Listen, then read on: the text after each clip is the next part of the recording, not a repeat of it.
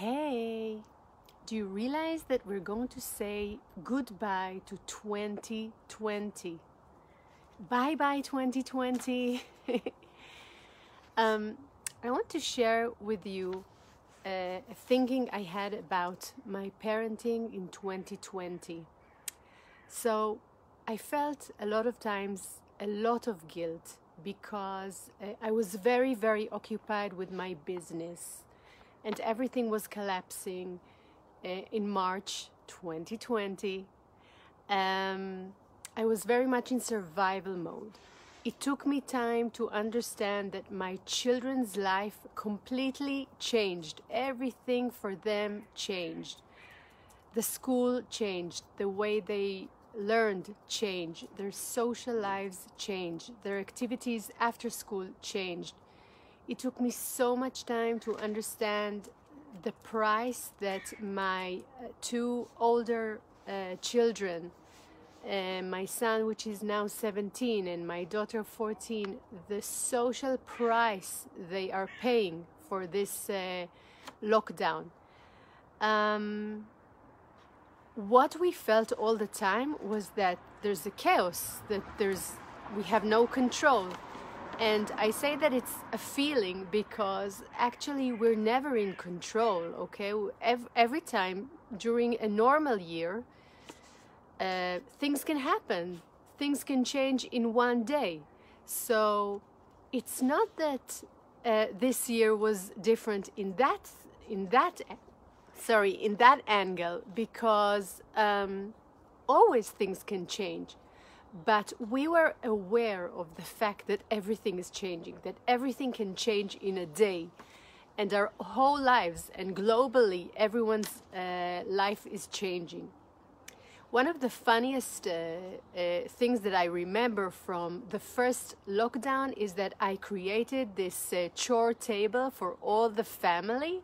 Like everyone, what tasks they have to do every day, what they have to do, what are the activities they're doing. It was like, and it's funny because, not because it was a complete failure and we didn't do it, because it succeeded a bit. It did put some organization to the chaos we felt, but I'm thinking about it with a smile because it was an attempt of myself to have some kind of control in this amazing changing time. So it was a nice attempt, but actually the things that created stability and control and good memories are not creating a timetable of chores and tasks for all the family. This is not what helped me. I want to share with you in this live what helped me, what helped me as a mother of 3 children gain some kind of stability, control, and a sense of bonding and engagement in such a period. So if you're new to me, hello to Dorota and someone that I can't pronounce her name, but hello to you too. My name is Revital. I'm a children's storyteller, and I also help parents who love books make their children fall in love with books by creating magical reading time. So I want to share with you what did help me as a mother in this chaos time. I'm going to start with my small son, who is now nearly 10 years old. Thank you to Dorota. My son, what we did was that we took Harry Potter, book number 4, and we started reading it during the first lockdown. Now, before that, we did read some of the Harry Potter books. We read 1, 2, 3, but not in a row, and it took us a couple of years. But then in lockdown, I just pulled the book Harry Potter 4 and we started reading it. It's a really thick book. And from, I think, April 2020 till the end of October this year, we read all the 7 Harry Potter books. And why was it a meaningful experience? Because it was new to me too. I didn't read those books too. So it was a new experience for the both of us. And these are the things that this reading time gave us. It gave us something that we can control on. It's not something that this can't change. It's something that we decide to do in our house. It gave us a frame to the day. We knew that every day we are reading. Now, I want to tell you that it's only 15, 20 minutes, but sometimes we read for an hour because those books are so good that you can't stop reading. It gave us something new, an experience for both of us that was new. It created endless conversations on Harry Potter. And because all the family read Harry Potter, so it was sometimes family conversations about Harry Potter. 20 minutes a day of those readings, and sometimes it was more, was like an anchor that was the time that we were together. So if all the day I was busy and I was worried and I was occupied with all the other tasks I had to do, I knew that once a day, at least once a day, I am present with my child and I'm reading to him. And in this chaos of this 2020 year, it was so meaningful and important. It's something that my son will always be able to say to himself that, hey, during this year with the pandemic, we read the whole Harry Potter books because it's meaningful. It's a meaningful activity. It was daily. It was consistent. So I want to offer you something. And now I'm going to give some examples of my older sons. But before 2021 begins, which is tomorrow midnight, at least in my place, why not ask yourself, first of all, look at the year before and ask yourself, what activities did you do this year that did create a good memory, a bonding, a good conversation, something that you felt very close and happy with your child, okay? Why is it important? Because then if you are aware of it, you can deliberately do it again in 2021. Now, I want to give an example of something that I did with my older son, who is 17 years old. He started playing the guitar and he wanted an electrical guitar. And though my first instinct was, electrical guitar? What? Oh my God, such a noise. But then I said, oh my God, it's an amazing thing. He's going to create music in this lockdown. What a good activity. It's not screen time. It's something so positive.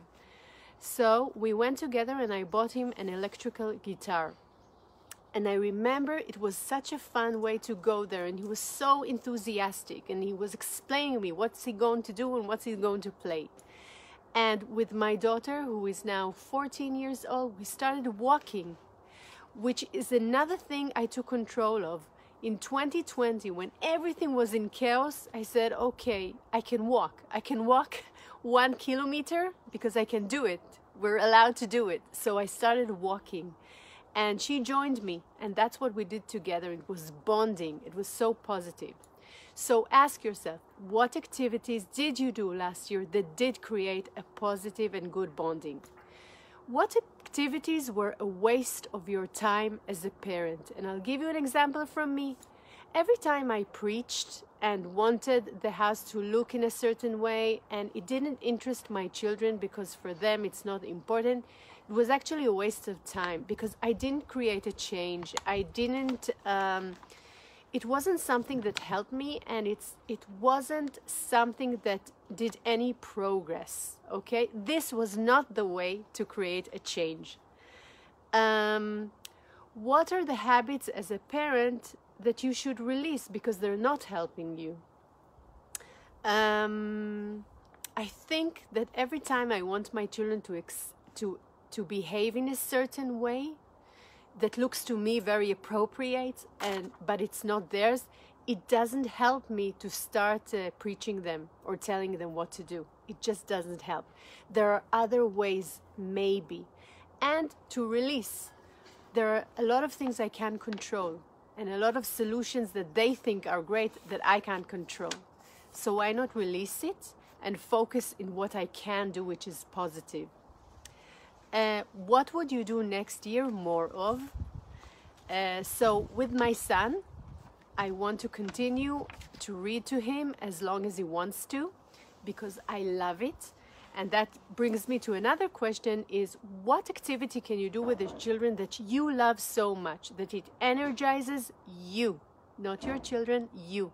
You love it so much and you can do it with your children. I think those are the best activities, because if you love it and it energizes you and it doesn't make you tired, you will feel so great that you can do it with your children, and you will do it a lot and consistent. And every time you do a positive activity with your children that is consistent, it's amazing, right?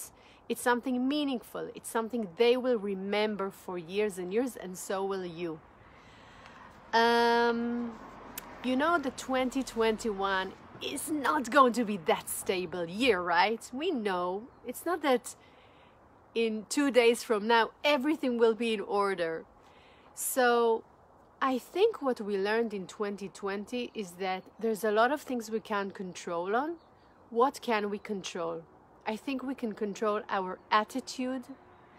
We can control some things, some activities we can do with our children that are positive ones.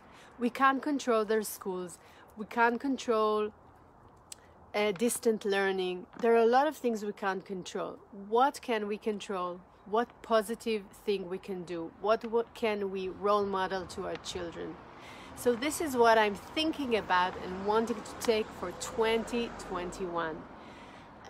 Please share with me, what are you taking from 2020, something positive that you think you would take with you to 2021. I would love, love, love to know. So I want to really wish you an amazing, good year. I think we all deserve it, right? I hope you liked it. Thank you for watching, and I'll see you later, maybe next year.